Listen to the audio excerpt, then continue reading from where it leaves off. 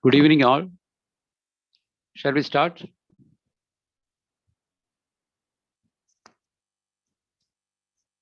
Rajesh, is it audible? Yes, sir. Okay. Welcome to the APTA webinar series. Today, we are discussing a different program in this webinar, APTA webinar series, the Pandemic Pandemonium. We have a very renowned researcher, Dr. P. Rammanohar, with us. We are sitting together in the second phase of the pandemic. The situation is, you all know, the person now. Vaccine was a ray of hope for us, but the availability and efficacy still a problem we are facing. There are predictions that this kind of novel pandemic may repeat in future. So all over the world, various thoughts processes are going on in different sectors in handling this kind of pandemic situation. People all over the world expect a lot of inputs from the Ayush community, especially from Ayurveda. A lot of questions in front of us. How does this COVID-19 pandemic end? That is the main issue before us. Should the prevention or treatment be strengthened through Ayurveda? That is another question before us. Will the prevention be more effective in Ayurvedic medicine is given along with the vaccination? That also in front of us. How to prepare an action plan to combat this pandemic is another point of discussion. What are the outcomes of our, we have already launched Amridam project, Punarjani Bheshajam Sukhaisham like project by the government in association with the private participation. Is there any, what are the outcome of this project that also we are looking forward? Is the lack of research in Ayurveda is a main problem in handling this pandemic situation. These are all the issues before us. We have a very good world-renowned researcher, scholar, and clinician, Dr. Rammanohar, with us. I know a lot of experts are also participating in this webinar. Dr. Raj Mohan, Dr. Sushila Sajji, Dr. Vasudevan Moons, and so many other experts are participating in this webinar. I think first of all, Dr. Rammanohar will put some of his views before us, and after that we can have a discussion on that point. I warmly welcome Dr. Rammanohar to present his views. Thank you. So thank you very much, Dr. Uday Kumarji, for that introductory remarks. I hope I am audible. Yes. Yeah. So it's not a nice feeling today evening to discuss about this pandemic, because our country is going through an experience that is perhaps unprecedented in our known history. All over the country are, funeral pyres burning, people waiting in queues. On one hand, to get oxygen, get admission to hospitals, and on the other hand, also waiting in big queues to cremate dead bodies. So I think many of us sitting in the comfort of our homes are not aware of the gravity of the situation. All of it is not reported also. So when you try to tune into some of even the world channels and different channels, you are seeing different aspects of this picture. And I think the second wave really caught us by a big surprise. And that is why I was prompted to give the title, The Pandemic Pandemonium. I mean, the pandemic has really succeeded in creating a pandemonium in India much more than all the places. And I'm sure last year at the same time, we thought that we had things under control.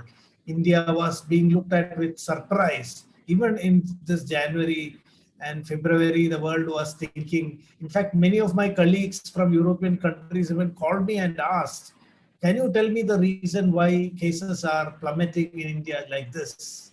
Are the Indians immune to these kind of diseases through some, special? And even some people ask me, is it Ayurveda? So it was a very nice feeling to hear those words, but I'm sure now all of them are thinking very differently. In fact, today I had a webinar with a group in Germany, and they asked the same question but a very different way. Why do you think now India is facing this problem? So, we are confronted by a failure of our entire public health response system at this point of time. And I must say, our political system, our medical system, public health system, we did not anticipate and we did not prepare. We were not able to convert the lessons that we learned through the first wave to, effectively tackle the second wave that sprang such a nasty surprise. So I am not really going today to dissect what we have done, what is our problem. I mean, that's a very short-term thing. And as Dr. Uday Kumarji was rightly mentioning, this is not the end of the pandemic. We are still awaiting the end of the pandemic. I mean, we don't know what is in store for us in the future. I mean, there are so many natural systems, going out of balance in nature. We will have to anticipate so many disasters. So looking into the future, anticipation, preparation, that is what even the second wave is teaching us. We cannot take things lightly. We have to live life with more attention. And in this bigger picture of a, failure and lack of responsiveness, magnifying the weaknesses and limitations of Ayurveda is only going to make us dejected. I don't want to engage in such an exercise. In fact, what I want to say is that I think if you look at the bigger picture, what has happened in the Ayurvedic community is actually positive. This pandemic has made the Ayurvedic system come into the public health response system perhaps for the first time. We wouldn't have had even such a space to think, even strategize, plan, and even integrate it with the overall, national treatment protocols ever before, but for the situation created by this pandemic. The problem is we did get choked up in the process because Ayurveda has not been prepared for a public health response at all. We Ayurveda physicians live, in a personal world. We live, each one of us has our own loka, and we are treating patients in the way we perceive. That is definitely a freedom and advantage and innovation that the Ayurvedic physician has. But if we want to enter into the public healthcare system, we need to have, a unified consensus, organized approach. That is also what the pandemic is pointing out. So we were not prepared for this opportunity that we got, the task force formation. Our system was not geared up to create that full response. So I must say, whatever we did, we have done by stretching ourselves to the maximum. So let us not, try to magnify those mirrors of errors that might have crept in this process, but let us see what are the possibilities. How do we take this forward from here? That is what I would like to, basically focus today. And recently, I was asked to write something about COVID in Sanskrit. I don't know how that is going to solve the problem, but still, as an academic exercise, I wrote. I mean, writing about COVID in Sanskrit is not going to make a difference. I agree. But it, of course, gave some opportunity to think about this pandemic. And one thing that came to my mind was when I looked at COVID in Sanskrit, it came to my mind as COVID. Who knows? Who knows about this disease? So that is the chaos that this whole pandemic has created. And I think that is the honest answer. We should not say from any respect. The pandemic is making us more and more aware of our ignorance, our limitations. It is bringing surprises. So we must start from that point of view of openness. We are dealing with a new situation, and the Ayurvedic community has to really come forward in full gear to gain a deeper understanding and to see what we can add on to a response that is happening already. one major thing we have to keep in mind is that, we do not have a freedom. I have seen a lot of Ayurvedic physicians criticizing the current healthcare system. Many of us, even I have ventured to engage in such an activity. This is not the way the healthcare system should be. We need a complete paradigmatic change. I mean, these are all very romantic, wishful thinking. The ground reality is there. Nothing will happen if we say this is not the way things should be. We need strategy. The system is there which will not change. We have to see how we can penetrate, how we can gain entry. It is like a chakravyuha. There's no way you can penetrate it without a tactic or strategy. So only a strategic approach, I think, will work in these circumstances. And in this area, I want to, share some thoughts today. So I will just share my screen. It's not a presentation. This is not a time actually to also make scholarly presentations. I'm here with a confession of all my ignorance. Perhaps it is because I was involved in some of these task force activities and all that I have been invited here. I feel also very limited, more aware of my ignorance, especially in the wake of this second wave, which has been extremely mentally disturbing. So I'm only sharing my concerns, my pain, and hope that this can initiate some meaningful discussions in this direction. So as you can see, this is the fiery situation in India, the pandemic pandemonium in the midst of which we have suddenly been thrown. If you look at India from the skies, it looks like it is hell here now. So everywhere you see these pictures. So, and I'm really struck by that contrast, in stark contrast to the slow and controlled progression of the first wave of COVID, where we were counting numbers on our fingers, especially in Kerala, India, 100,000, 500. Now, we have breached all the limits.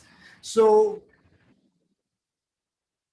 this is it. I mean, India has really breached the spike, all limits in just 1 year.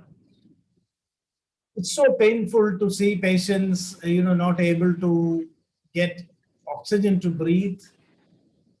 And this is what I'm saying, that the whole healthcare system collapsed. So in that failure of the larger healthcare system, I don't know what we should say about what Ayurveda was not able to do or not. But let's look at the first wave and what from the Ayurvedic system we were able to come up with. So during the first wave of the COVID-19, I think this is an unprecedented response, because the Ayush ministry came up, with many important steps. I'm not looking at the results and outcomes. I'm talking in terms of the steps taken. What actually transpired? There were a lot of challenges. So many of these things perhaps could not be translated or actualized in the way it was conceived when these steps were taken. But the steps themselves are actually very important, because to constitute an interdisciplinary R&D task force, I think was unprecedented. In the Ayurvedic community, modern scientists and modern clinicians, including representations from bodies that, influence public health decision making, they were all brought together on one common platform very early in the beginning of the pandemic. So that perception that Ayush and Ayurveda can contribute to the pandemic, coming at a national level and facing all this resistance from the establishment, I think this has been a very great step. And I think Kerala was also one of the first states to do this. But again, we were choked by the system. So let us not worry about that process, but the very fact that that initiative was taken, I think, is historic. And so the goal actually was to develop and integrate an Ayush treatment protocol into the national protocol for COVID-19 management. So that was the goal. The idea was not to really, compete with the public health response from modern medicine. That was not the goal of this. Had a very clear vision. How can Ayurveda be integrated, become an official part of the national protocol?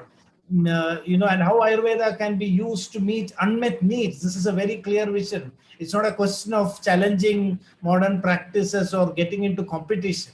And I think that, even though with all the limitations and all the challenges, the ministry was able to bring this thing. So that is a vision, that is a definitely a precedent that Ayush can be part of a public health response system and it can be integrated into a national protocol. I think that has been a very significant step forward.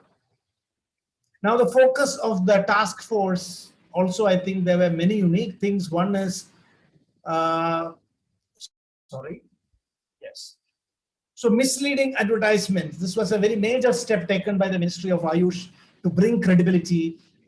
Because in the wake of this step to support Ayush, one of the biggest resistance that was faced was from the modern systems where they were criticizing how good, I mean, the false claims that were coming from our system. So Ayush took even really very regulatory procedures, to curb this.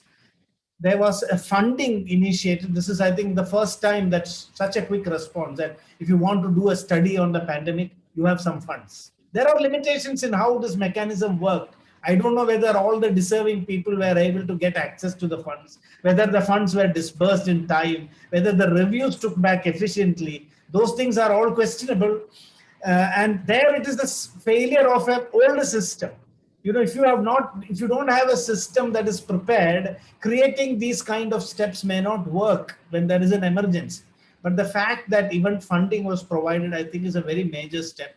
Collaboration with modern scientific organizations like ICMR, DST for COVID studies in Ayush, immediately coming up with prophylactic therapeutic, study treatment protocols and bringing it into action, creating an Ayurvedic treatment protocol for integration, committee for scrutinizing publications. Even now, the committee is still functioning. A lot of studies have happened in the field of Ayurveda, and under the leadership of our chairman, Bhushan Patwardhan, who was very particular that we don't allow these to be published unless they are scrutinized, because then only the credibility is obtained. So this from research to publication, as they call it, creating a framework and a mechanism where right from checking the quality of the research proposals to its implementation, monitoring, even there was a monitoring committee which looked at the trials in the course of its conduct. And then when the reports are brought in, we analyze and see, whether they are good enough to be published, only then they are recommended. So every researcher who worked in the field of COVID-19 was assigned a mentor. Even at the end of the study, a mentor who will help them to analyze what they have done, to check where are the flaws, to present it in a better way. I think this kind of effort has never happened before. But still we choked because the system was not adequately prepared. The Ayush DBT preclinical studies are very interesting. I'm not allowed to tell the results. I think this is the first time that some preclinical studies have happened, and many interesting findings are there, and we are expecting that some of them will be released, very soon. So this has not happened for many other public health, disorders. So we are creating again a precedent. So what I believe is that all these are the seeds of, a great potential possibilities, and we must make sure that these are channelized and organized, into established systems for the future. It shouldn't end with this pandemic. None of these systems infrastructure should break down. In fact, we must strengthen, we must look at these as foundational efforts, because otherwise we are liable to look at these. We may, if we look at what they did not achieve, how much of funding, it's very easy to blame all these efforts and show that they perhaps did not achieve all the purposes that they were created for. I would say that would be a very destructive approach. What we must look at this are as foundations. A system where we did not have any provision for doing such things, where the system is choking us, we were able to create the sprouts, of a new movement in Ayurveda. And that is how we must really look at all this. Now the thing is, needs, the pandemic is dynamic.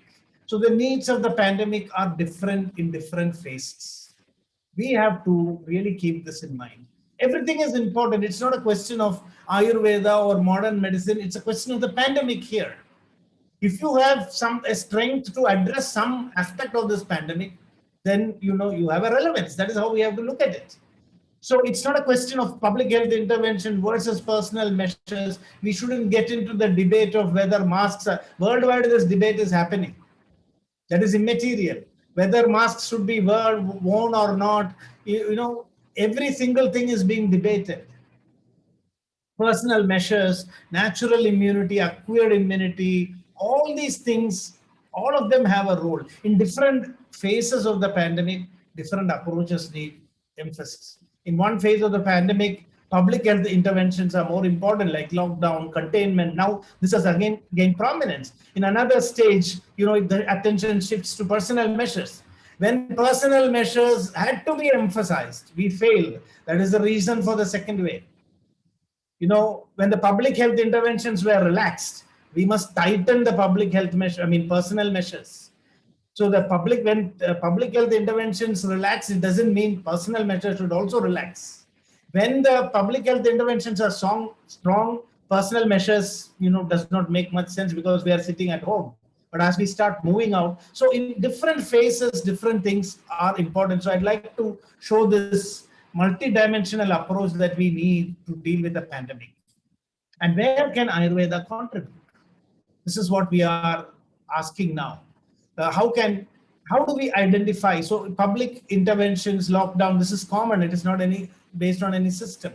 Personal measures are also very common, like wearing a mask, social distancing. Acquired immunity or herd immunity is if you get an infection, you may have a protection. We do not know even now with COVID-19 how long one infection is going to confer protection. When will we achieve herd immunity? We have no idea. Artificial immunity is vaccination. Natural immunity is where the body's own natural immune system is primed. Now, this is one area where Ayurveda is very strong. This is definitely our area of strength. And natural immunity does not have to run into conflict with artificial immunity. Even I thought at one point of time, I must say, even we all went off guard, in the January-February period. We thought the pandemic was over. Many of our work on COVID, even in our labs, we are still working on drugs and phytochemicals just to see if they have any in vitro data that we can generate. We thought all this is now not of much significance. Just as we were withdrawing, suddenly, the second wave has come. So it still makes sense to find out the areas where Ayurveda is strong. I think natural immunity, which we have been talking about, that Ayurveda can enable a person to withstand an infection. And many people are asking this debate. Two issues are there here. Is vaccination completely out of our domain? Should we say no? The thing is, even in the Ministry of Ayush, this is why I think this is all very unique. In the Ministry of Ayush, there was a move to see if Ayurveda could support the vaccination drive by, priming the body for the vaccination, minimizing the side effects, inducing a better vaccination response by adding Ayurvedic medicines during the vaccination. This is a novel idea for research. We are awaiting the results. Everywhere what is happening is the system chokes, the ideas come, but we don't have mechanisms in place. In modern medicine, the function of a task force is nothing, because what inputs are provided by vast networks of researchers around the world. There are people working in labs, there are clinicians, there are researchers, data is being mined. Everything is available in front of the task force, and in one meeting, they keep revising and saying, what is the best evidence? This is what we have to do.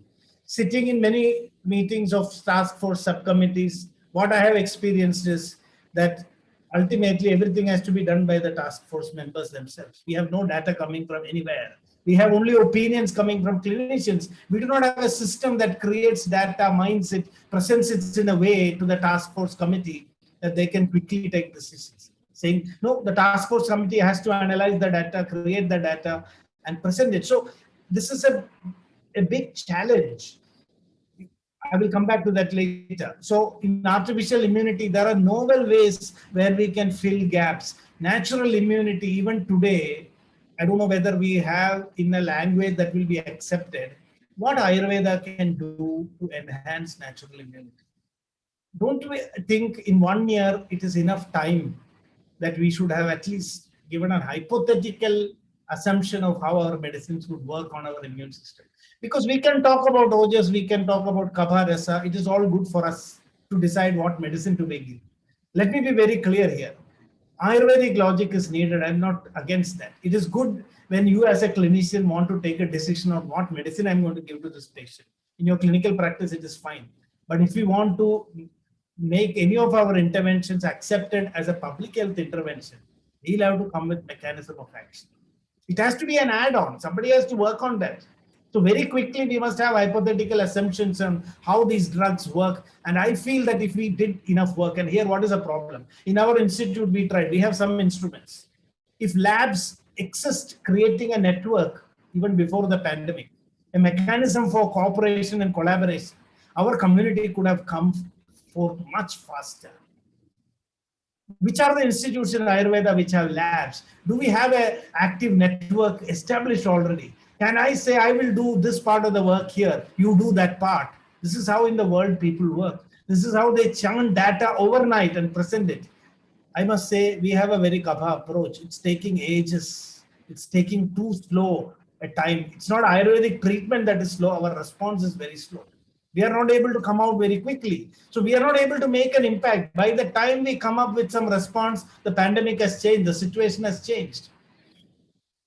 Antiviral medicines, I'm sure that many Ayurvedic medicines can curb, the viral load and reduce it. We can demonstrate it. You may ask, what is Ayurveda has to do with viruses? I have seen clinicians in meetings saying there is no virus in Ayurveda. It's all fine. In our world, we can talk like that. But in the world of a public healthcare response system, if you go and say on a public platform that there is no virus, I mean, in an international conference, I've heard an Ayurvedic physician saying, in Ayurveda, there is no virus. If you tell that, you are not going to get your system, part of a public health response initiative. So we need to use this dual language. That is the tactic, that is a strategy. Then while we talk to ourselves, while we assess the disease, now what is COVID or COVID in Ayurveda? Now I say, I don't know, COVID. I don't know. Whether you know, who knows? If I look at publications, interestingly, a lot of people have tried. I was myself involved in writing a paper where we try to analyze what is COVID, whether you can include it under Jwara, Agardu Jwara, or a Sannipada Jwara, or a particular Dosha Vikalpada Jwara, whether we can correlate stages. We did that. After that, many people wrote. There were slight variations in approach, but they all remain scattered. In modern medicine, what would have happened is all these papers would have been analyzed, a consensus would have emerged. Still now there is no consensus paper. We are left with, so we do not have a system within our community where we come together, where our opinions are pulled in, and we create one common message, to the community and translate it into a modern language. Otherwise, you cannot enter into this chakravyuha of the public healthcare system. There are many other pharmacological interventions. Now, today, the most serious modern doctors or clinicians, if you look at the NIH or WHO website, they say there is no proven pharmacological intervention for COVID-19. All evidence is weak. So as Bhushan Padwardhan said, we are still on level ground. But, a lot of work has happened on potential mechanisms, limitations. Are we in a stage 1 year down the line to even propose a hypothetical mechanism of action of some of our medicines, which, no, I'm not telling this as a limitation. What I'm saying is a potential area where we must look at it. Things would move faster if we don't waste our time sharing videos, criticizing vaccinations and all. I tell you, it's a waste of time. Now I've been flooded with so many such videos.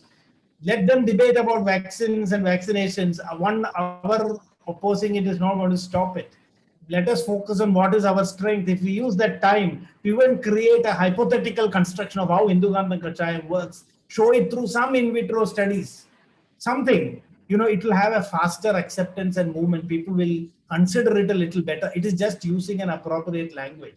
So I think in these areas, we should work, and for that laboratories, clinicians, collaborations should happen. At the time of the pandemic, I cannot go and ask labs, are you will, because it takes even time to introduce ourselves. There should already be a rapport, multidisciplinary collaboration should exist. So this is something which we should establish as we come out of this pandemic. Let us create networks. I'm coming to that. Then in critical care, now we know in India, critical care system has failed. We do not have oxygen. We do not have ICUs. We do not have oxygen beds. So the whole critical care system has failed. If you look at this whole framework, you can see what is needed. This is a revolving, wheel where each element becomes stronger, or we have to strengthen it according to the movement of the pandemic. So this is a response wheel. It's like a Sudarshana Chakra to deal with the pandemic, and every part of it is important. And in this Sudarshana Chakra, Ayurveda can fill in a lot, strengthen the Sudarshana Chakra in definite areas. And I just gave some hint about that. So let us not project the idea that today I received a message telling me, I want to communicate to the world that Ayurveda is the only way to deal with this pandemic. I want to communicate to the world that vaccines are not the way to deal with this pandemic. I am reminded of this conversation in Charaka Samhita Phalamatriya Siddhi, where everybody is, giving one opinion. This is good, but this has got this fault. This has got this fault. Big,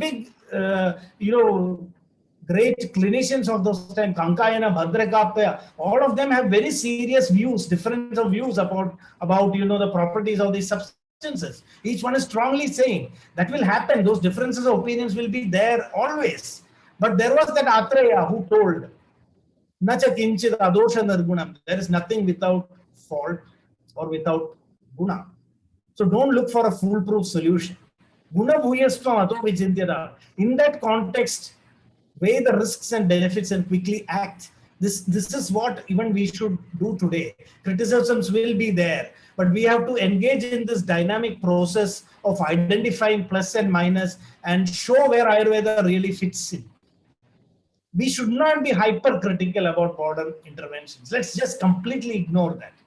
Let's be reasonably critical, but let's focus on where we fit in. What are our strengths? I think this is the strategy that we need. So let's also not be too hypercritical on ourselves. This hypercritical extremism is something that is happening in this pandemic pandemonium. People going a little loose out of their minds and trying to make very sweeping statements. I think we should not do that. The Ayush response on the whole, I think, has been phenomenal. It has been historical. It's laid the foundation for a future. There are limitations, but we must build on those foundations. So I think the focus should be on addressing unmet needs and also the capacity to address unmet needs. These two things should go hand in hand. In many places, we have identified unmet needs, but we have not shown what is our capacity to address that unmet need. So for example, today I have had experience because I have been conversing with a lot of clinicians. Somehow as an individual, I cannot do beyond this.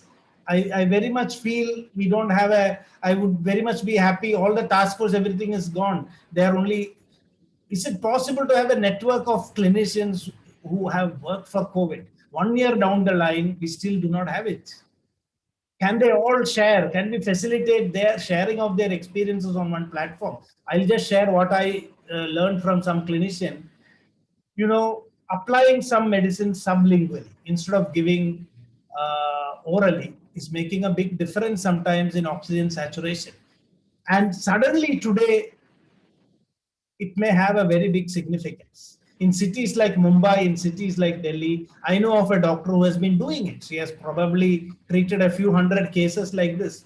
Should we not take a lead from that and try to develop it, show our capacity? When a patient is gasping for oxygen today, I saw a patient dying, waiting for an oxygen bed. If even our sublingual medicine can enhance their SpO2, make that patient survive for another 2 days, will it not make a big difference? Why do we want to claim that Ayurveda can cure anything? This one single intervention today would completely change the perception of Ayurveda. If we can go to Delhi or Mumbai with the small powders applied sublingually. Today, Geeta Krishnan shared pyroxyfarm, a modern anti-inflammatory non-steroidal drug circulating, that keeping it sublingually was able to help a few people from cytokine storm. I have personally seen, there was a patient, I can tell you, I tried to treat this patient giving some Ayush protocol. And the patient's SpO2 at that time was about 96. in 2 days of treatment, because I have no experience. I have not seen many, being in Kerala and also in such a system, no exposure. I'm not part of the public health response. I've seen very little COVID-19 patients. I mean, not anybody even directly, but mostly on phone or reading and all that. But I have been advising, a lot of people have been helped out of it. But this particular patient, his SpO2 came down to 84. In the night, he called me and said, "Doctor, when do you think I will be able to breathe?" I mean, I was absolutely stunned. I thought I should immediately refer him to hospital. Then I remember there was a doctor in Mumbai who was Dr. Jyoti Joshi, and I am recommending that we should also have a meeting with such doctors, ask them to share what are the key things they learned to do during this pandemic. In such situation, what they were able to do. So she has been using some medicines, including some resa preparations, apamargachara, just keeping it sublingually, and the SpO2 improves. So I referred this patient to her. And the next day, I came to know that his SpO2 has increased to 92, 93, and it had even gone up to 96 one more day later. Eventually, he got admitted because his father passed away, and he went into mental shock and all that. But those 3-4 days where from 84 it came to 96, hospitalization could be avoided, oxygenation could be avoided. Now, this is a clinical experience from a clinician. It is not circulating, it is not coming into our domain. In modern medicine, if something happens, it immediately goes to the researchers. We need to know, how is this mechanism happening? Can somebody work on that? Can somebody do a small study? Can we go to a hospital where, such patients are there? Can some of us give this? Very quickly, this clue should be translated into an intervention that can be incorporated into the system. I think we are not prepared for such a response. After the whole pandemic is over, we will say, once upon a time, my grandmother, grandfather, did this during the pandemic, and it will remain as a story. This, I think, is a failure. So strengths should be demonstrated, and rigorous backing is needed. Let us not say, not producing evidence in this situation. It will not work. It will not have any currency in this time of a pandemic. The world is using a different language, a different machinery. We may not accept it, but we will not get entry into it. Definitely, we don't have the passport to use our language there. So we need research-based approach in today's healthcare system. I'm a person who's very much professing original thinking in Ayurveda. I try to write in Sanskrit. I try to interpret texts to the best of my ability. But I believe that we must have a dual strategy. If we want to bring Ayurveda into mainstream, let us realize that we have to work in a pluralistic healthcare system where modern medicine is dominating. We have to see where we can penetrate the national guidelines and bring Ayurveda somewhere where there is an unmet need. That should be our strategy, not to overpower the whole system and say Ayurveda is the only way and only Ayurvedic language should be used, and we will not give any explanation in modern languages. It will be a very romantic idea. So we have to work with ground reality. Now, here is the research. If you ask if research has happened, 91 articles in Ayurveda versus 26,970 papers. And if you look at the quality and all that, we cannot blame Ayurveda people. We don't have the mechanism. Now, I won't say that this is bad. Actually, it is good. Given our limitations, given our resources, 91 is a good number. 126,000 is from the whole world. And this is from a handful of people in Ayurveda. So they have been quite active. We must look at it that way and strengthen that and build it up further. So we need collaborative efforts. And now I was very happy to hear what has happened in Kerala. I think Dr. Rajmohan is the right person to say that. I was surprised that in today's announcement, there was a word about that. I'm not competent to speak about it. Dr. Rajmohan has been spearheading this, and he was kind enough to share some insights with me. He said that, the Amridam project report, there is a permission now to publish it, which is a great news. And that we are going to perhaps have some papers in some, journals dealing with public health initiatives. This is really a very great news. And he was also talking about the Bheshajam program, how Ayurveda, even the ministry side, there is a welcome move that Ayurveda clinicians should involve in both A and B categories in treatment. And he also told me that about 8,000 people out of panic have enrolled into this for secondary prevention during the second wave of the pandemics. And there are at least 30. I didn't know this actually, because in Kerala we thought so this is the importance, a lot of things are happening. Slowly we are penetrating. And if we strengthen that, we ride on this momentum, we can really push Ayurveda into the future. So I think there should be another meeting and discussion where people like Dr. Rajmohan can give more insights on the Kerala experience. But one clear thing is we must have collaborative efforts. If we don't start learning to speak one common language, let's start talking to ourselves. Let's come to some agreements. In personal practice, we can do whatever we want. But come the pandemic, we entrust some of the best academicians, clinicians, researchers, create a within Ayurveda community multidisciplinary team who will be watchdogs for new diseases, who will collect the experiences of clinicians, codify it, get back to them, and create consensus statements which can be used by. So just some days back, Dr. Unnikrishnan, invited me and Dr. Prasad to be part of a National Health Systems Resource, Center initiative. How Ayurvedic protocols can be incorporated to the Ayushman Bharat Health and Wellness Centers for dealing with, diabetes, all these non-communicable diseases. And the biggest problem there is we do not have an organized system to present, which can be incorporated into this framework. So I think we need to create that. Methodological rigor, this is really very, very important. What we have seen in the course of the pandemics is, I also reviewed a lot of papers that came in, methods are sometimes problematic. They did a lot of hard work, collected data, but because of method problem. I've seen people talking about exposure. This patient took my medicine at this time, he had a contact this day, but one look at that data and you see, unless you can prove that there was a high risk exposure, that data is not captured. How long did they have an interaction? Was it, how close was it?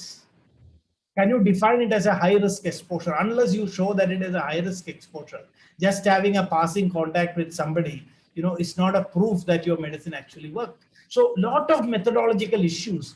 The effort was there, but the rigor was not there. Ethical compromises, not getting proper ethical clearances, not using the right statistical methods, not planning it, not reporting in a rigorous manner. All these things, have really plagued us from converting good work into outcomes. This has pained me a lot. A lot of researchers worked hard, but they turned up a lot of junk at the end because we were not prepared earlier. This should be part of our PG education. This should be part. I feel there should be a public health course in Ayurveda. I'll come to that. In the next few minutes, I will conclude so that we can have some discussion. We need academic associations, not political associations. We have regulatory, they are all needed. I'm not here to criticize. Everything is needed, but this is lacking. We don't have good academic. The American College of Rheumatology Association or European League Against Rheumatism, Ayurveda League Against cardiovascular disease. Let experts across the country come together and have a consensus on what we will do as a public health initiative. You practice whatever you want to the patient who comes at your clinic, that's okay. But what will we give at a public health initiative?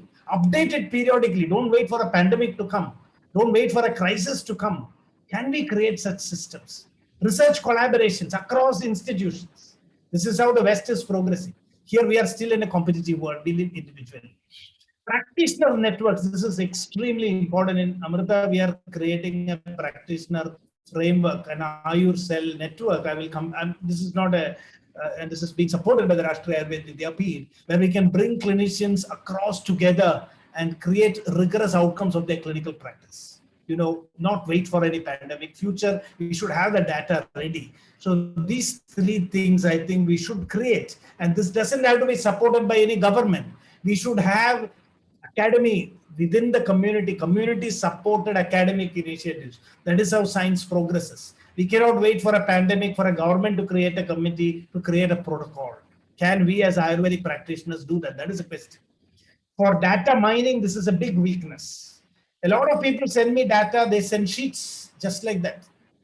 I don't know what to do. I am flooded with all this data which I cannot make any sense of. They don't know how to convert it into sheets, Excels, create simple graphs, and share this, update it. This dynamic sharing of data, which we see even in newspapers of pandemic trends, we don't have a system. We should have a cell, and people who collect this data, mine it, periodically give reports, and even penetrate social media, newspapers, showing these many cases have treated. This is the graph. This is how it is moving on. We don't have adequately trained people in doing that. So in public health training, we are losing doctors to MPH programs. I've seen a lot of Ayurveda doctors, they do MPH and they become part of the modern public healthcare system. The reverse should happen.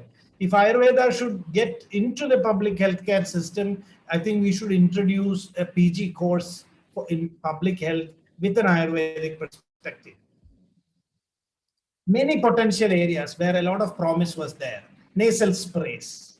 I know, because even in modern medicine, this has been happening. And in Ayurveda, I'm sure many people came with very interesting ideas. I myself did some in silico studies and preliminary work at our institute with some other collaborated institutes. It all showed good promises in the initial stages. But for lack of a professional network, we could not convert this into a product that could be used, or products were prematurely created. Mouthwashes, nasal, small things. I'm not talking about big things, which at certain stages of pandemic would have made a big difference. As I told you, the pandemic at different stages emphasize on different measures. So when that measure has a relevance, if we quickly respond to that, then it can create an impact. Not after that. Vaccine adjuvants, we are already too late. An initiative has happened, but nothing has come out, because one or two labs sitting and working cannot make an impact. In modern science, hundreds and thousands of labs world over are working. They're pulling in all that data together, and that's how they create an impact. Antiviral medications, we could have at least shown which are the most promising herbs. If we had brought out that data, we would still be in contention. Immunomodulants, mechanism of action, how do our medicines work? These are areas where I think we should do research, and how can they be better delivered method lingually instead of oral. And one major thing is the practitioner response. I think this is being neglected. We are at the government level, we are looking at what these official projects or official trials have been doing. But I can tell you, all these trials, things have limitation, because they have some criteria. You can treat only this patient or that patient. But the practitioners who are in the midst of pandemic, like in Mumbai, Delhi, or Chennai, they have no limitations. They have been treating all kinds of patients. They have very rich data. We have not created a mechanism where you can help them, facilitate, convert them into reports. So just like we are publishing Amritam report and Beshajam report, we should also create a mechanism where individual practitioner experiences are documented. It shouldn't become stories in the future. When the Spanish flu pandemic was there, Rabindranath Tagore gave a kashayam and somebody has recorded it as a story. And I saw that circulating in the first wave of the pandemic. Let not the memory of Ayurvedic practices, experiences of physicians be told by some grandson of somebody who has benefited by an Ayurvedic practitioner during the first or second wave of the pandemic. Let that not fate happen. We have a mechanism today. We should focus to the practitioners, and not just Kerala, I think the whole of the country. So we have to lay the foundation for the future. And what I say is we must think beyond the pandemic. The pandemic is there. We should do whatever we can now, but use what has happened during the pandemic as a foundation to prepare us for all public health challenges. The pandemic has awakened us. We have responded without a preparation. So we have been choked by the system.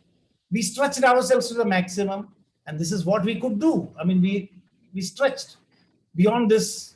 I don't think in these circumstances. So we have created a foundation. Let's be prepared for the future. And it's not just this pandemic after all. So these are some thoughts that I wanted to place before you. And thank you very much for this opportunity. I hope it's made some sense, in the midst of this pandemic pandemonium. Thank you. Thank you, Dr. Rammanohar. Rammanohar very well explained where we are standing now on the terms of research, terms of managing our new strategy, everything. We have a very good audience here. I think it is time for open discussion. Dr. Rajmohan and other, especially, I think Dr. Prasad also here. I invite your comments and discussions.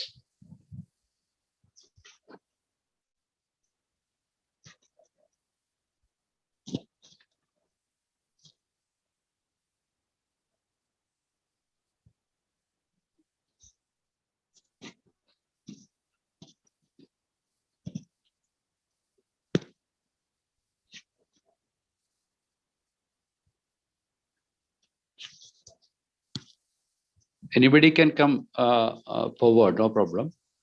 Actually, a lot of issues are placed before us regarding the requisite for a common language for dialogue between the systems, and also the collaborative research works, and the responsibilities of the practitioners, the importance of documenting the needs, and new scope in the management of the critical care, especially using the sublingual application of our drugs. All these things are open to you for discussion. Dr. Sushila Saji also here. I invite the comments from all the participants. Dr. Asmita wanted to say something. She has put in the chat box. I don't know if she is unable to unmute. Dr. Asmita from Pune. Asmita, oh, okay.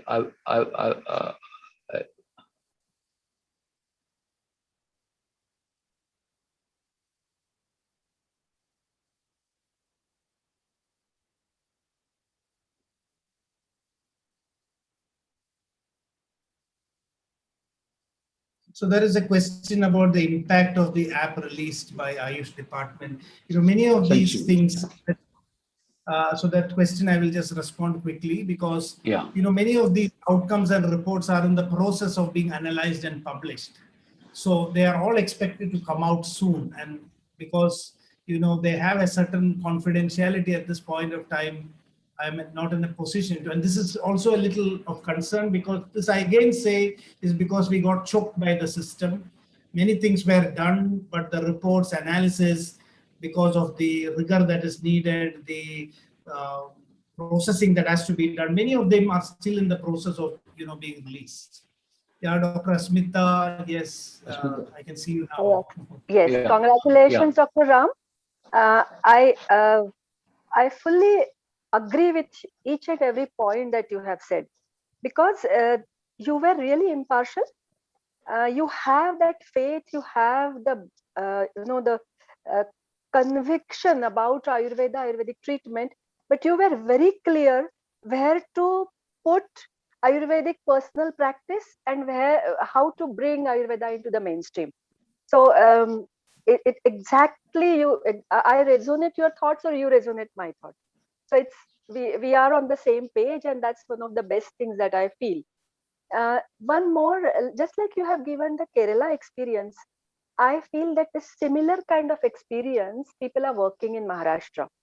The Vaidya network has created a, I want to say that it is a a repository, how Vaidyas are analyzing and diagnosing COVID patients, at what level they are coming, and whatever the data is coming, the CT scores, the RT-PCR scores, and based on that, this data is being managed, and we are going ahead in Maharashtra with creating a better network for multicentric drug treatments.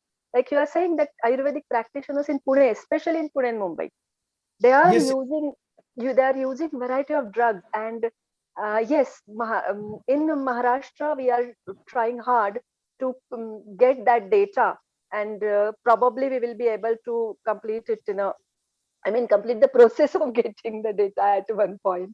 But as you have rightly pointed out, the systems are so not in place, and we are not trained even for I don't mind saying that it is my lacuna, that when in the beginning of the pandemic, Dr. Bhushan Patwardhan suggested that from Bharati Vidyapith you should be able to do mm, uh, the repository, and it's online.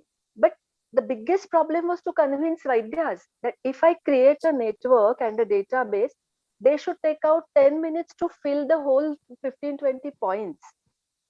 And that is where sensitizing the Vaidyas, sensitizing their practices was a big challenge. Uh, due to some of my personal issues, I couldn't do that time. But yes, now we are after it, and probably we will be doing it. So just like Kerala experience, Maharashtra is working good. That's what I want to say, and I completely agree with you. We should do our own practice at our own pace. The way we analyze patient, let it be very individualized, very personalized. But when we are going ahead in public health ground, and when we are putting our data on the international platform, we have to be at par, and there is no excuse to that. So it's our responsibility, our generation's responsibility, to train the youngster in coming 2 years time. I don't think that we have a lot of time, because post-pandemic world is changing so much. I'm it's really required. So congratulations for this such a transparent analysis of what's going on. It's not about taking sides. It's not about who is good, who is bad, but it's an impartial analysis. And thank you very much for that. Thank you for your feedback. I'm very happy to know that you're doing this in Maharashtra. I had a chance to interact with some doctors there and physicians, and I was very impressed and very keen to know. I wish that these things are made more widely available on a pan-Indian platform. I think there we have failed. If we have a much stronger network and association, academic, just like you are and all that, we come together. We don't have to wait for any state mechanism. We can do it as experts in the field, and then these regulatory systems will look at that and take decisions. I think I fully agree with you there. Thank you very much. Good. There was a query from Dr. Thank you. Anything more, madam? No. Thank you very much for giving me this opportunity to talk and share. Thank you, Dr. Smita. There is another query from Dr. Unnikrishnan. Can you comment on the impact of app? Yes.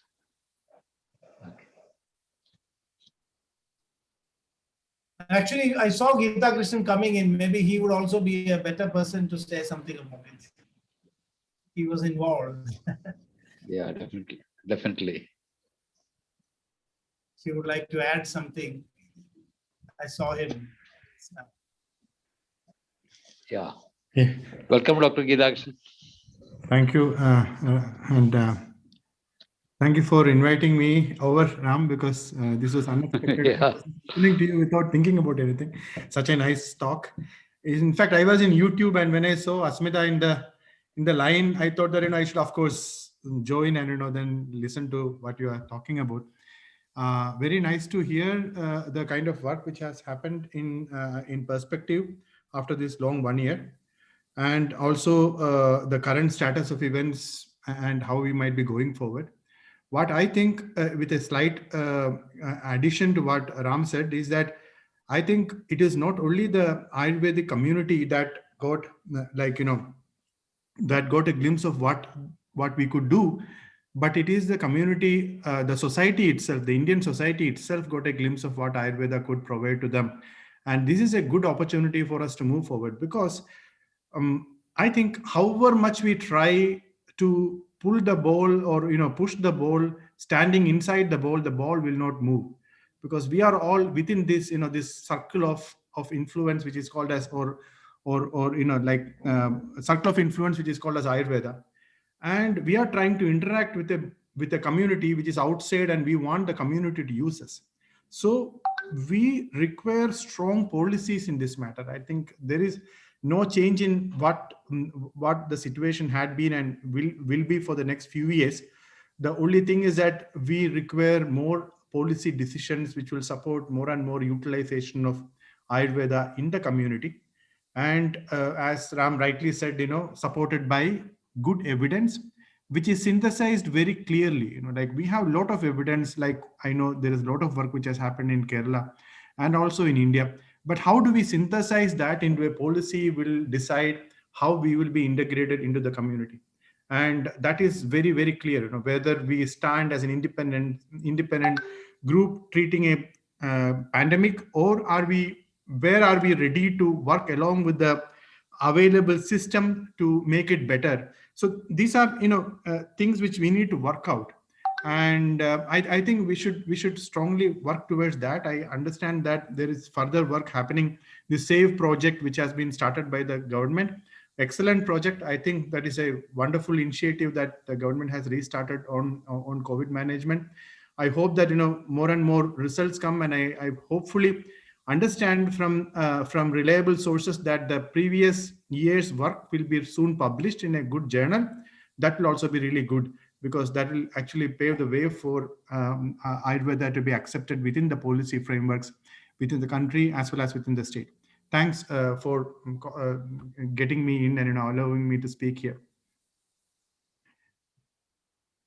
So Skamdesh has given a question. So he's talking about how Siddha system has responded. Because they were also responding, and I think a lot of public initiative happened in Tamil Nadu. And my mother has got COVID now, and she's being managed. And the Kapasura Kudineer is available even in an allopathic shop. It's so easy to get it. Whereas Himalayas, Ashwagandha or Mahasudarsana, we had to ship it from Mumbai or some other city. So this is available everywhere. So they have been able to reach. And in my opinion, I have to say, I was surprised that some of the Siddha studies are actually a little rigorous. I don't want to say they're better than some of the Ayurveda studies, frankly speaking, because they joined with the allopathic doctors there. They had some markers. I reviewed one Ayurveda paper, and I'm not saying where and how. I shouldn't say that, and I'm not telling the details. I had a chance to review one Ayurveda and one Siddha paper, and between the two, I found the Siddha paper was quite rigorous. And I'm not generalizing, because they had this approach where, just like Chinese medicine, they have their theories and all that inside, but presenting it, they are trying to reach out. They're trying to communicate something very powerfully to the other system. So have those key markers, viral load, IL-6, and things which would catch the attention of somebody who's sitting there and trying to make out. I think that they have been more perceptive in some areas. But unless I study that whole thing, what happened, I wouldn't be able to make a statement regarding. But one thing I would say is that what I learned from them is that they are very pragmatic here. They are willing to collaborate with an allopathic doctor, get that the protocol done, and then quickly do it and show it and bring it into the public system. I remember for anemia in Tamil Nadu, Dr. Girija was able to create a public health impact, a wide program with Ayurveda in Tamil Nadu, which perhaps could not even have been done here in Kerala. So I think these are some things which we must learn, doing things pragmatically, quickly, learning how to penetrate into the system, and then making it part of the whole system, like making it available so easily in every medical shop. It's available, you can go and use it. I think that is what I have to say here. And I would also like to add that in Tamil Nadu, Gita here, I was seeing that the government has actually started, like recommending that it should be used. Kapasura Kudineer should be used. Television channels were telling how to prepare Kapasura Kudineer and how it should be utilized. And government hospitals are giving it, and where have we started doing that? And that is something very important, like the kind of perspective that Tamil Nadu has given to traditional medicine and the importance that Tamil Nadu has given to traditional medicine. It is not seen in so many places in India. So Tamil Nadu is an excellent example for what we should follow. The government is giving due support to the traditional medicine in Tamil Nadu. That is what you can see there. The last issues also, the November Kudunir are also available from all the PSCs. Yeah. Any other queries?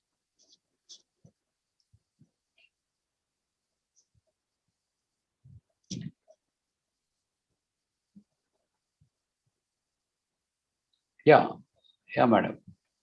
You can unmute. Yes, Dr. Ram, I think Geetaji is also here. So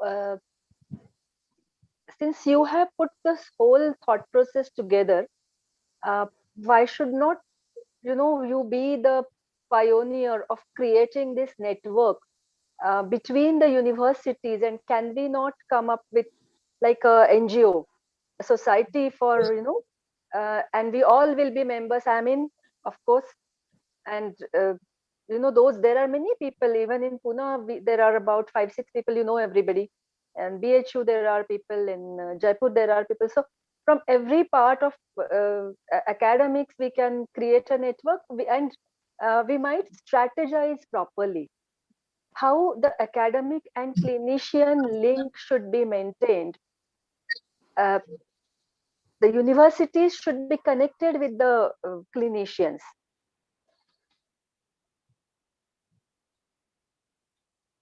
The university should be connected with the clinician, and similarly, there are big industry houses who are not at the moment very willingly, they do not put money in the research, but for public health research, I think there is a possibility that they can put money, and we need, really to have a strategic approach to build this strategy paper. We need to have a group, and then I would suggest that you should be taking that initiative. So, yeah, I mean, I'm very much for it. And in fact, I've been trying to float this idea, but in the midst of this pandemic, I felt a need like never before. Yeah, that's true. It was Geeta's initiative that made us to try and do that clinical profiling. Yeah. But we were a very limited small group, and that is also a time when I realized that if we had inputs from a large, network of people, things could have been processed much faster, and we could have had a very professional, True. yeah, we could have scaled it up in Exactly. really a much bigger. We don't have structure. And we don't have that approach and outlook. That's our problem. So, but this is the beginning. So we have to take it. I mean, I have written in the chat that we should not, ignore the fact, like impartially I'm talking. We should not ignore the fact that coronil, though it was controversial, the cells are sky high. The cells are sky high. Whether it is right or wrong is a different thing. How we analyze it is a different thing. But that means if we want to take one good thing from that, people are buying it.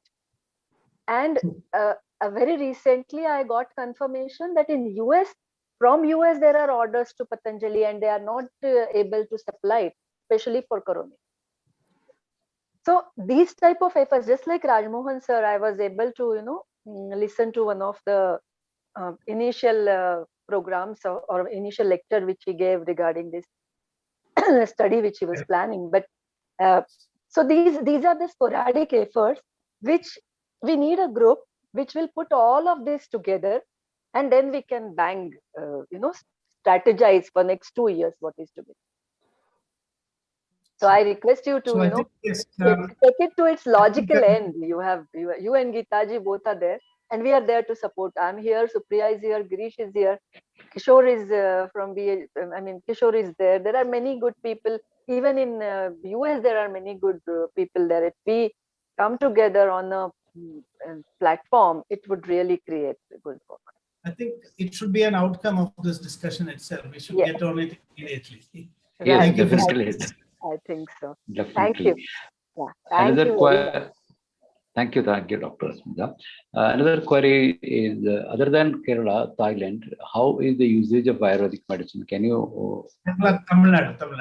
Yeah. As Dr. Smita was pointing out, in Mumbai, there is a huge application. Delhi also, through institutions like All India Institute of Ayurveda. There has been leadership. In Jaipur, they have done it.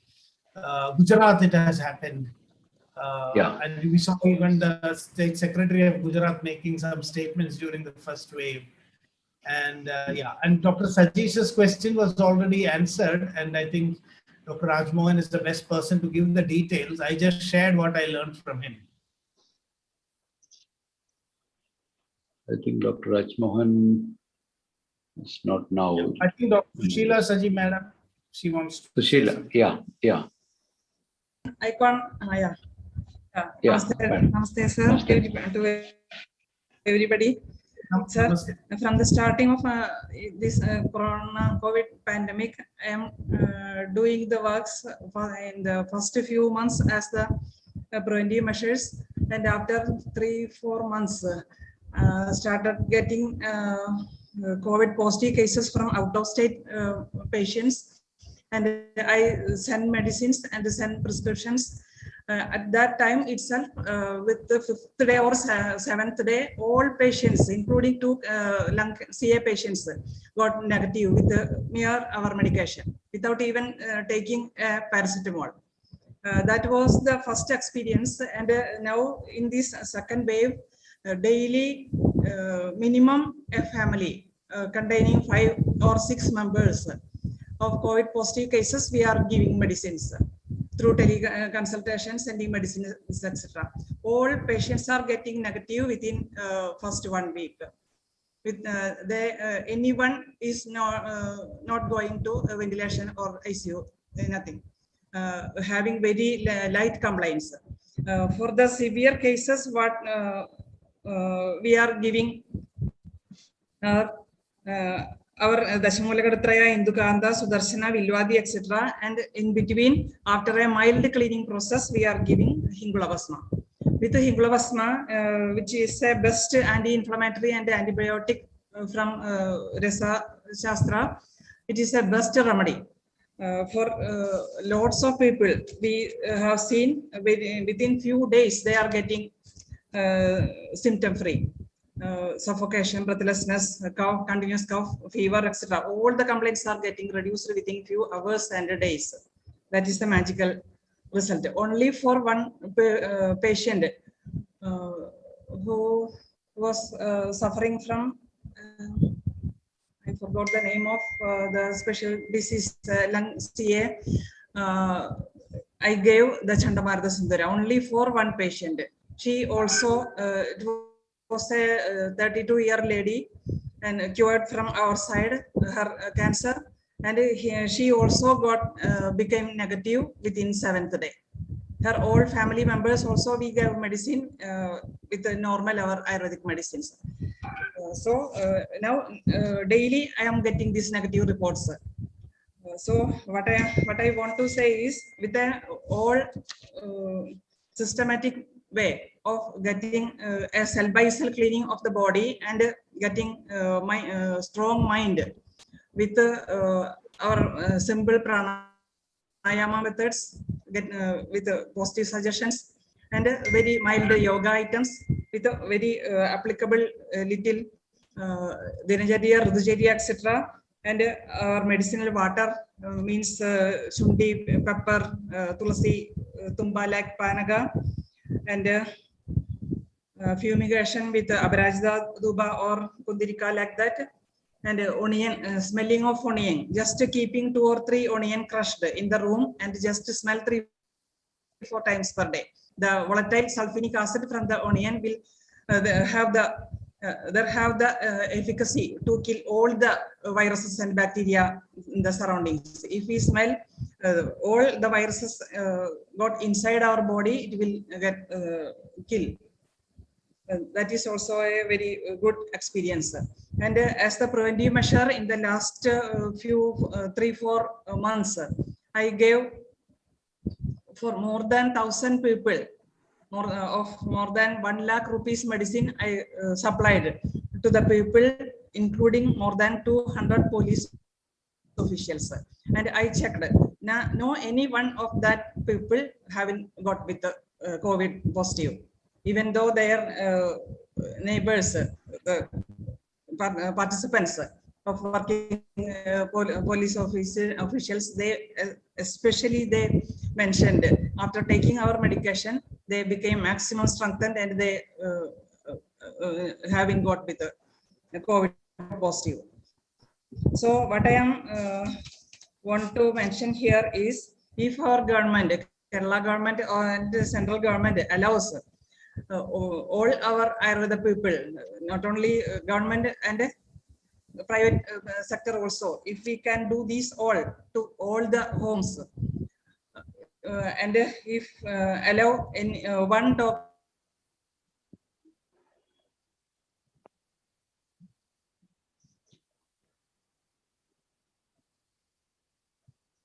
I think the problem is there. Yeah. Can you unmute, madam?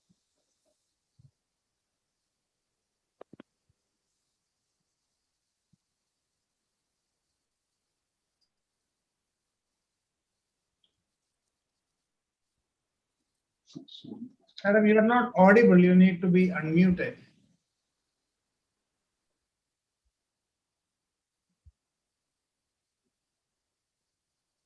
Madam, you are muted. I think please Sir. unmute yourself.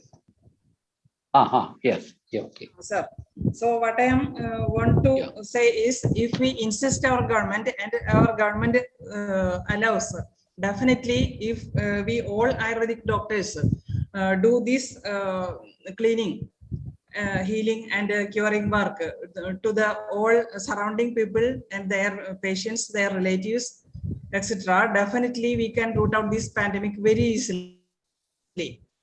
But we all Ayurvedic doctors should work in this level. I am doing daily maximum, sir. So thank you very much.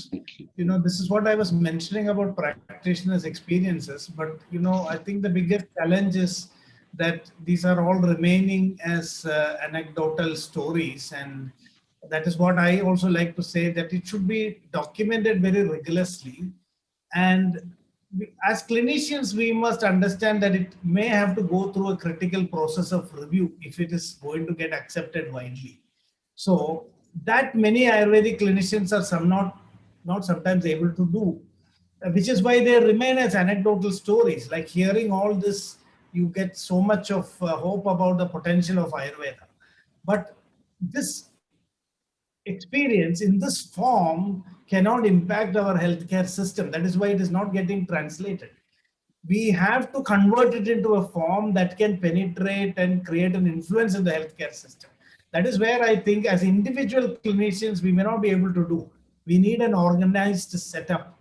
And this is what I was trying to point out as a practitioners network and a team that can look into the individual practices of clinicians, you know, verify them, convert it and create a confidence when it is presented, you know, to public health regulators, that there are things that can be translated into. And here also the major problem is one physician's or one clinician's protocol. The public healthcare system doesn't function that way. I mean, you cannot say that this protocol could be, or all Ayurvedic physicians should be allowed to treat because I am getting success. It doesn't work that way. So I think that is the gap. We need to see how we can get into the healthcare, set up this chakra vyuham and create a change and make this into a mechanism that can be translated into action. I think we must think about that.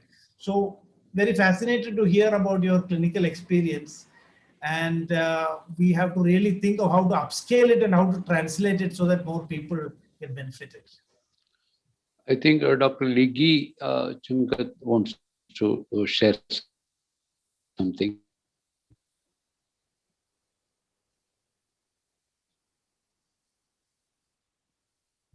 Dr. Ligi. Otherwise, I think Dr. Srivalsi is here, want to add something. Yeah, dear Udaya Kumarji. Dr.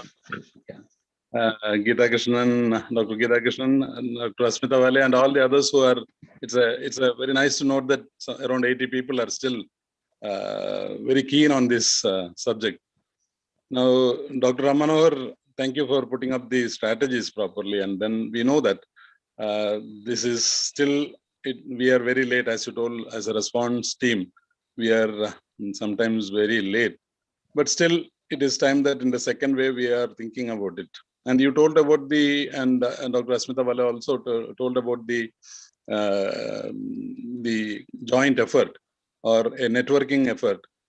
I think Uday Kumarji will have an answer, because the Ayurveda Medical Association Research Foundation may be a good forum to connect what is happening in the public, the government domain, as well as the private domain, and come out with ideas or put up the findings or put up the strategies to the authorities. As Rammanoharji, it's a problem you would have, we had been corresponding, that I was with the public health system before retirement. And one thing which we have to agree is that one is the resources. We all, whatever ideas we put, if we are not having the resources or we are not able to find out the resources, that is one thing. Second is that the government patronage or the ruler's patronage.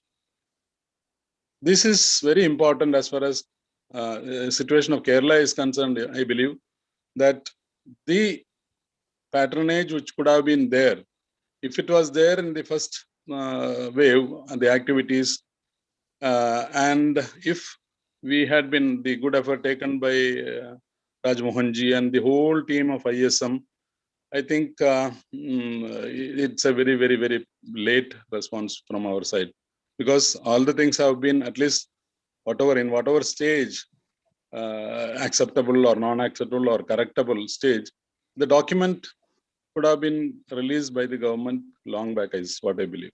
So the system is we cannot take the blame on ourselves totally, is what I believe. If there is a conducive system, then everything can go on well, because if we had been the acceptability as far as Thrissur district was concerned, Dr. Sushila Saji was also the DARC member. We know that the administration was pro. So when the administration was pro, the public health system, led by the DMO as well as the DPM from the modern side, they were also following suit. And it provided a good platform. That type of platform, if it was statewide, then it is a different story. Kerala would have brought out a lot of valid outputs. So this one thing, even though we are having the proposals and the ideas, I think it becomes the onus of ourselves to work on that without any much of support from outside. And countable number of people are there who can be involving in such activities. And that is another fact, Rammanoharji. So we know that patronage is one of the things, and associations are another thing which can gather all the works of the individuals, give a chance for that. An attempt was done by I think in the preventive this one also. 2 days back I had been talking to Uday Kumarji. Then now it's the time that we all gather to make a meaningful post-COVID clinic, syndrome clinics, and come out with some data over that. So I think the thought is all overflowing in everybody's heart. But who is going to bell the cat? And when very soon, if it is done, it is good. Because as Rammanoharji told, individual efforts, if they are not brought together and networked, and a totality of the output is analyzed, I think it will be, as he told, telling anecdotal stories only. It will happen even after the pandemic goes off. I totally agree with you, Dr. Rammanoharji, and effort should be from all our side. But I believe that if there is no patronage, in the way it has to be there, either from the central government and the state government, wherever it is, and of course our effort. We are a handful few only. So you know that you told about the number of papers also. So the handful of people who are swimming against the currents also, it is, I am not telling it in a very negative note, but I think we will have to work 10 times harder than anybody else to prove our points. Dr. Uday Kumar, I think Research Foundation should take the initiative with the advice and guidance of all the people who are there in the national network of such activities in public health initiatives. And that there we can really prove something. I think Dr. Ram Rajmohan and all the others who are there still involved in the government projects, I think they should give their view. Thank you very much. Thank you, Dr. Wilson. I think Dr. Rammanohar want to add something on your comment. No. I said thank you very much. Yes, you have reinforced many of the points that I have said, and also suggested how these things can be done in Kerala. So I think that it's the time is gone where we should discuss. I think the time has come for action. So if we can identify what immediately, one or two things like Dr. Asmita suggested, what will happen immediately after this meeting, that is how we must think, because there is no more point in discussing. You know, we have to act. Definitely. Udayanji, I would like to add that in such form, for at least the next meeting, an invitation will have to send to the Director of Ayurveda Medical Education as well as the Director of the Indian Systems of Medicine, because they are the voice of the what is happening in Ayurveda technically to the government.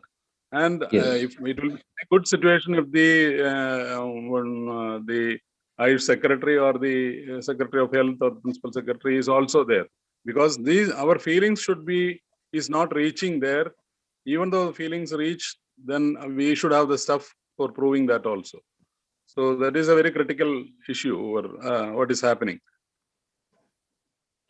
I'm not shy, because if this forum should be whatever an association can represent, a group of individuals who are very thoroughly working for that can approach and tell. But the valid this thing as far as the government is concerned will come from the head of the offices of the particular department. So I think they also should be invited, whether they take part or not, that's a different thing. But I think the message should be that we are inclusive and they are inclusive. As an Ayurvedic, the totality of the Ayurvedic fraternity. Definitely, we will try to make them a part of our discussion.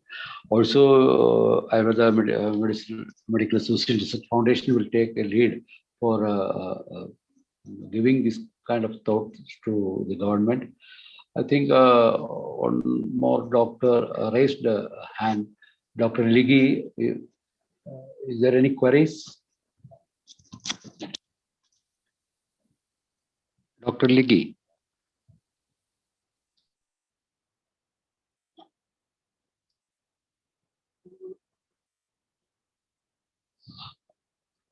Okay, I think we can conclude the whole session. Dr. Rammanohar, any concluding remarks on this topic, or with concluding all the discussions? Is there, our Geeta Krishnan is here? Yeah, I think somebody can, maybe Geeta can give, because I think I gave all my comments.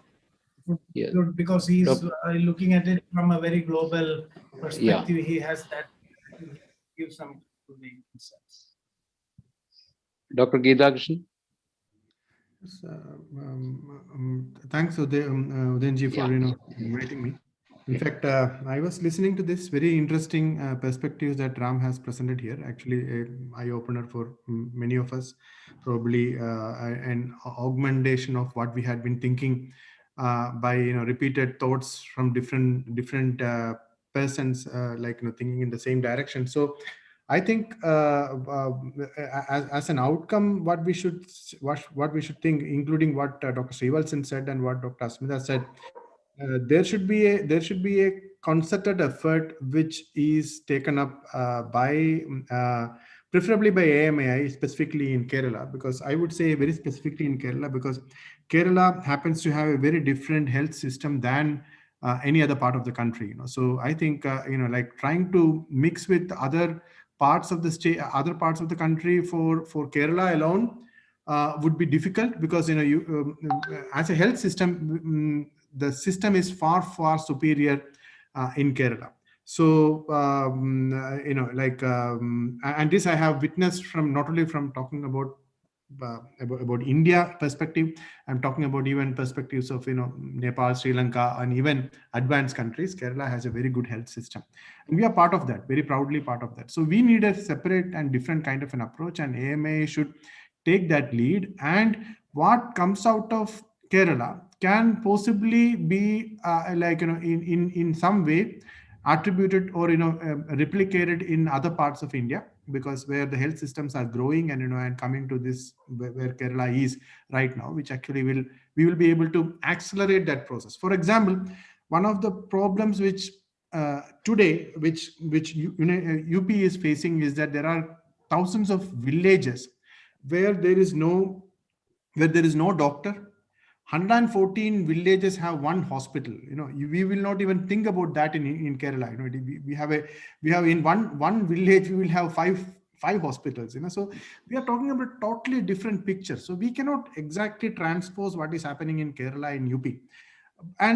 But UP could probably look at Kerala and learn a lot, and that is what we can take the leadership role of health systems management in including traditional medicine in the most appropriate manner across the globe. There is no other place which it has been done so well and so systematically and so decentralized way.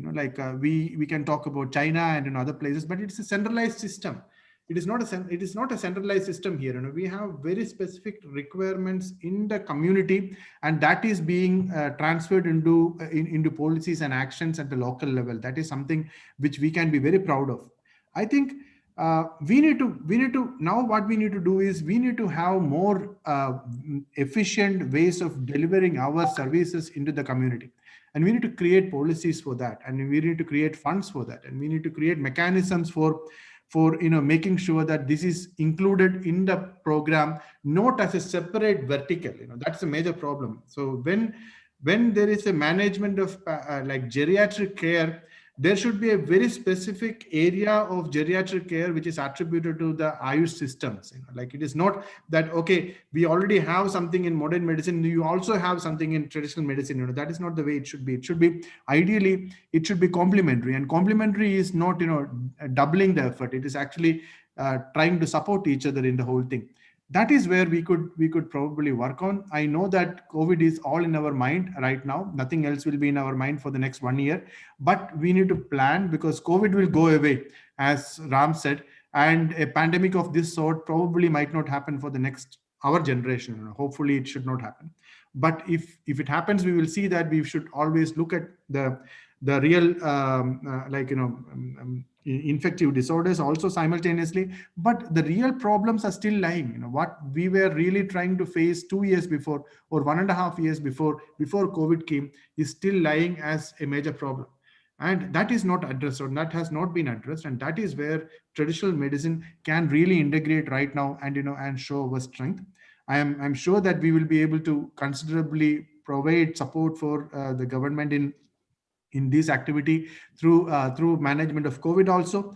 And I am sure that excellent publications will come out from the Government of India, Government of Kerala's effort, as well as the efforts of organizations like AMAI in Kerala.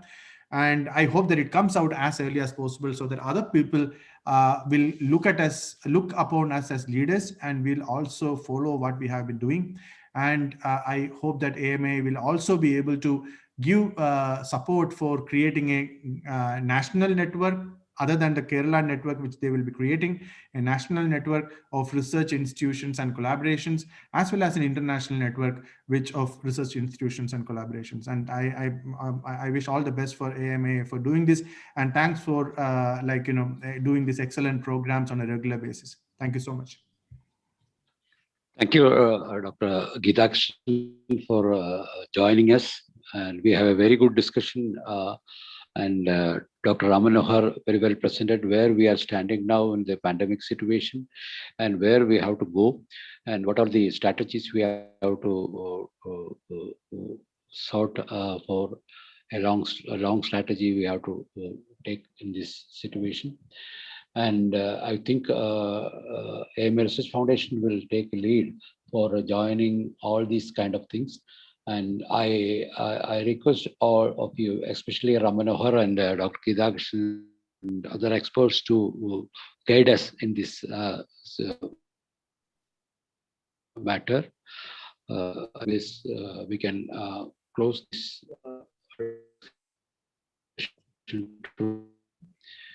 I thank Dr. Rammanohar for a nice presentation and Dr. Gidakshan for joining us and all other doctors in this evening joining with us. Thank you. Thank you very much. Thanks.